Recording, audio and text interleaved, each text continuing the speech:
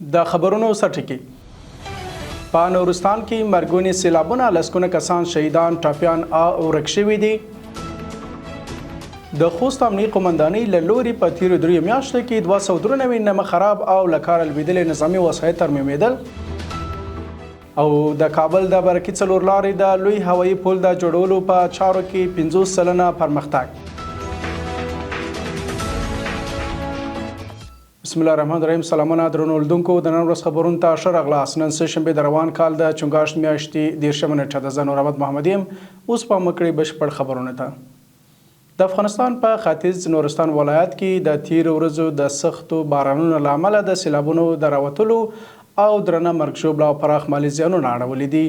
د پیښو پر وړاندې مبارزې او چمتووالي ادارې ویاند حافظ محمد یوسف حماد وایي د لومړني ارقامو له مخې په نورستان کې د تیرې ورځې د سیلابونو له امله لسګونه تنه شهیدان شوي، شاوخوا 80 تنه ټاپیان شوي او له 100 څخه زیات نادرکه دي. چارواکي وایي د زیانمنو سیمو د ارزونې او د ژغورنې عملیات دوام لري او هڅې روانې دي څو بېدرکه کسان وموندل شي او زیانمنو کورنیو ته اړینې مرستې ورسول شي. کورنۍ چارو وزارت وایي د خوست ولایت امنیه قومندانۍ د وسایطو ترمیم ورکشاپ منصبونو په تیرو 3 میاشتو کې 293 عرادي پوځي وسایط ترمیم کړي دي. په ترمیم شوي وسایطو کې رنجر موټر او حامي ټانکونه شامل دي چې له ترمیم وروسته د خوست امنیه قومندانۍ اړوندو قطعاتو ته سپارل شوي دي.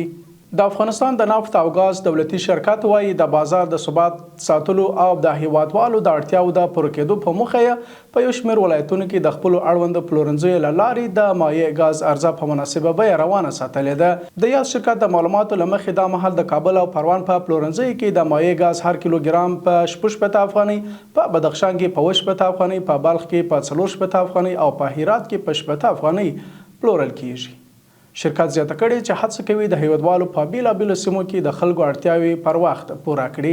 او وروستی خبر د ریاست الوزرا اقتصادي معاونیت وایي د برکي څلور لارې د هوایي پل د جوړولو چارې 50 سلنه او د همدې پروژې د ځمکې لاندې سړک جوړولو چارې 85 سلنه بشپړې شوي دي. د یاد معاونیت په وینا د دې پروژو ټول لګښت 1.5 میلیارډ افغانۍ دی چې د دولت له بودیجې ورکول کیږي او ټاکل شوی ده چې د 1406 لمریز کال په لومړۍ نیمایي کې بشپړ شي. تر نو د قدر وړ اورېدونکو دا ودانه ورځ خبرونه لملتیا مو نړۍ مننه. تر بیا ښې چارې.